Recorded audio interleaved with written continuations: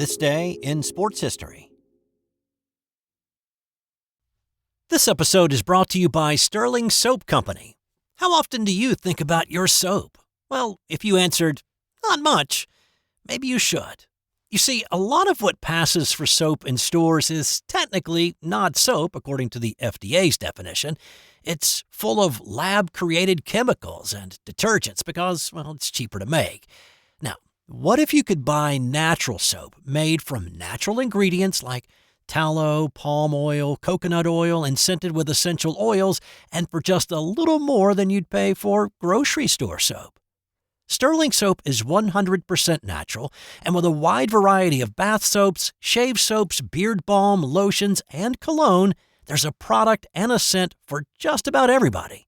Check them out for yourself at sterlingsoap.com. That's STIRLING soap.com. Hey, and welcome to This Day in Sports History, a daily look at some of the cool and unusual things that happened on this day in the last 100 years or so. It's November 4th, and on this day in 2001, it was a wild finish in Chicago for the second straight week. Chicago is known as the Windy City, but for a couple of weeks in 2001, they should have borrowed Baltimore's moniker of Charm City, USA, because they were truly living a charmed life in the NFL. On this day, it was a Week 8 matchup between the Bears and the Cleveland Browns. Chicago was 5-1 coming into this one, but only by the skin of their teeth. The week prior, the Bears overcame a 19-point deficit in the second half to force overtime against San Francisco, and then won it in OT when Bears safety Mike Brown secured a Terrell Owens bobbled ball and returned it for the game-winning pick six. The comeback had been fueled by Bears quarterback Shane Matthews throwing a pair of touchdown passes in the final 4 minutes.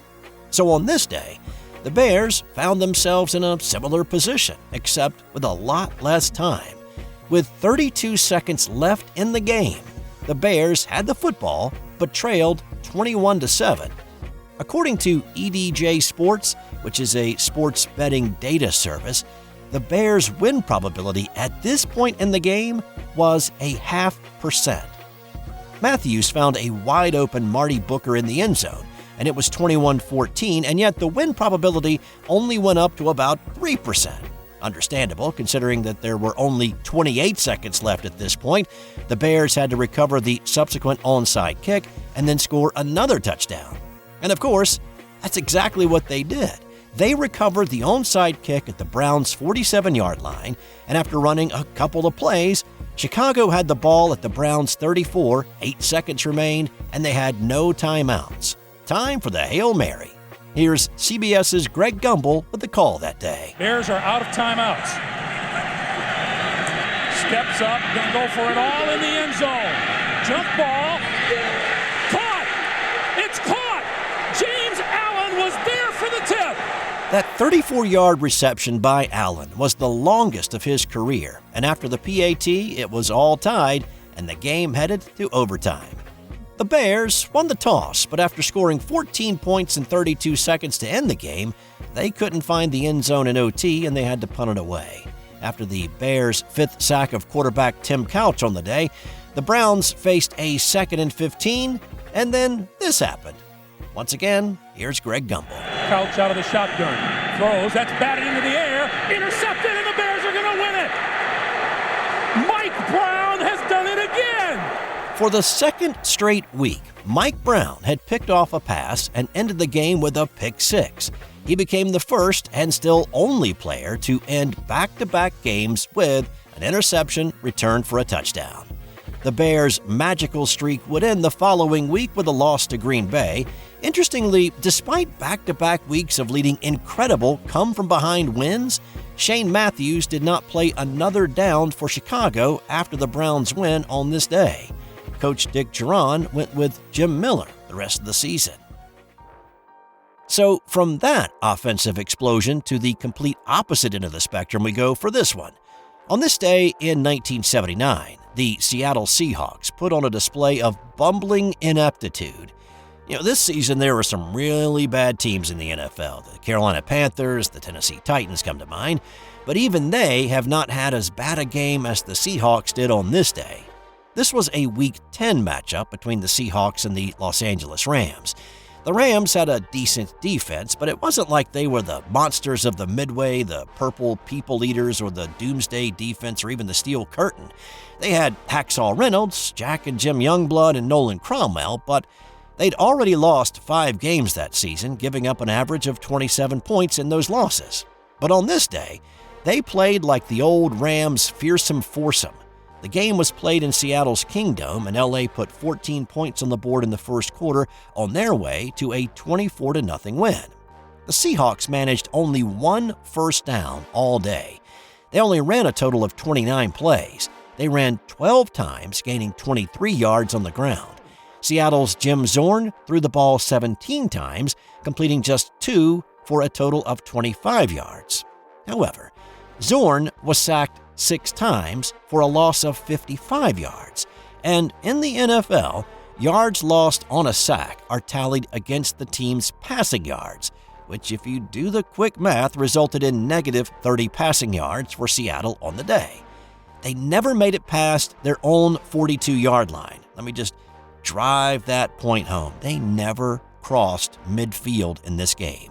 And when the game ended, the Seahawks had -7 total yards. It is the worst offensive performance in NFL history, besting, or should I say, worsting the performance of the 1967 Denver Broncos, who had -5 total yards in a 51-0 loss to the Raiders. All right, let's turn the negative numbers back to positive, because on this day in 2007, 2 incredible things happened in a game between the San Diego Chargers and the Minnesota Vikings. The game was tied at 7 as Vikings kicker Ryan Longwell set up for a 58-yard field goal attempt with 4 seconds remaining in the first half. His kick came up just a little bit short.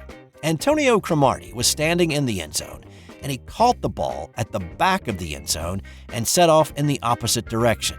And he proceeded to go 109 yards untouched for the touchdown. It's a record that can never be broken, only equaled, and Cromartie's return stood alone until 2021 when Jacksonville's Jamal Agnew returned a missed field goal 109 yards against Arizona. And while that is impressive, this day is actually better known for what rookie running back Adrian Peterson did. Peterson, the Vikings' first-round pick out of Oklahoma, lived up to every bit of the expectations that were put on him, carrying the ball 30 times for 296 yards to set the NFL single-game rushing record that still stands. That bettered Jamal Lewis's 295-yard day from 2003. Peterson also scored 3 touchdowns in a 35-17 win for the Vikings. Are you a hockey fan? Then you'll love Eric Zweig's new book, Hockey Hall of Fame True Stories 2. It's a treasure trove of untold tales, bizarre incidents, and captivating trivia that will leave even the most devoted puckhead astounded.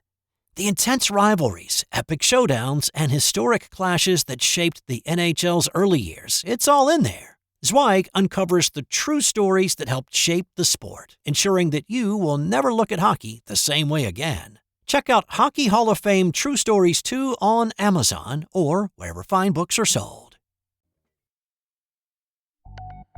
Did you know that Reggie Jackson was nearly a Montreal Expo? Not to worry, I had also forgotten he was a Baltimore Oriole for one season, which is where we picked the story up. So it's 1976, and the first thing to know is this was the first year of the short-lived Re-Entry draft. Major League Baseball had just entered the era of free agency in April of 1976, and this was the first attempt to allow teams to sign players at the end of their contracts, and also an attempt to try to limit a team loading up on all of the free agents. On this day, all the major league teams gathered in the New York Plaza Hotel ballroom like it was draft day or something. There were 26 players available. Teams could select players that they wanted to enter into negotiations with. The number of players they could select to talk to was limited, and a player could only be selected by 12 teams. If a player at the end of their contract was not selected, or only requested by one team, they could enter into negotiations with anybody. Well, Baltimore Oriole Reggie Jackson was the most sought-after free agent. Reggie wound up in Baltimore after his relationship with Oakland A's owner Charlie Finley and a lot of his teammates soured. He was sent to Baltimore in a trade, and the Orioles had very little hope of signing him. He came close to sitting out the entire 76 season, but eventually showed up and he played 134 games for the Orioles. But his contract was up, and he was ready to cash in on this new thing called free agency. The Montreal Expos had the first pick in this re-entry draft, and they selected Jackson. Again, non-binding and non-exclusive.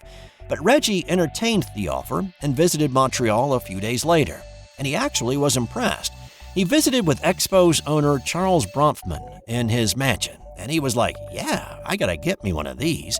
He enjoyed the beauty of the French-Canadian city, and they offered him a lot of money, well, for the time at least.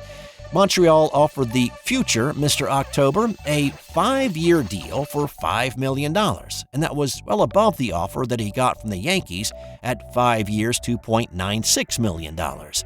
But Reggie was the straw that stirred the drink, and he was a Big Apple kind of guy, and so he turned down the Expos' bigger contract to play in the spotlight of New York City. And one note about the re-entry draft. It was ended after the 1981 Major League Baseball strike was resolved.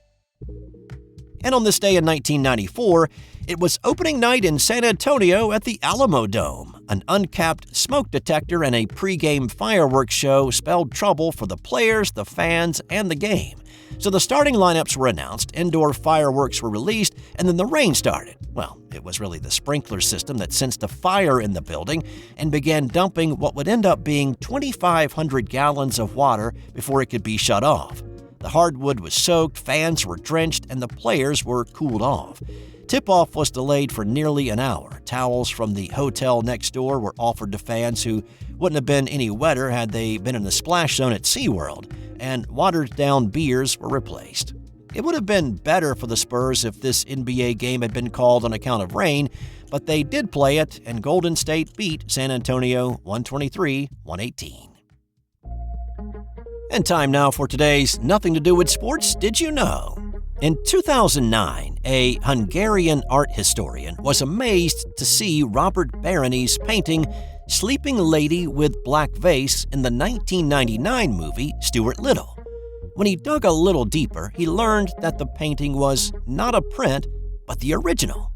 It had been missing from Hungary for 90 years and was being used as a movie prop.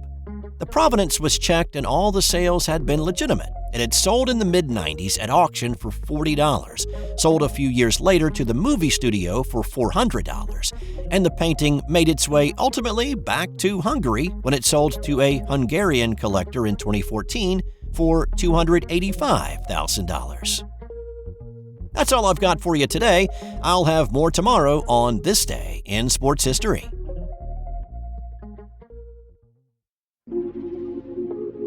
This has been an original Thrive Suite production.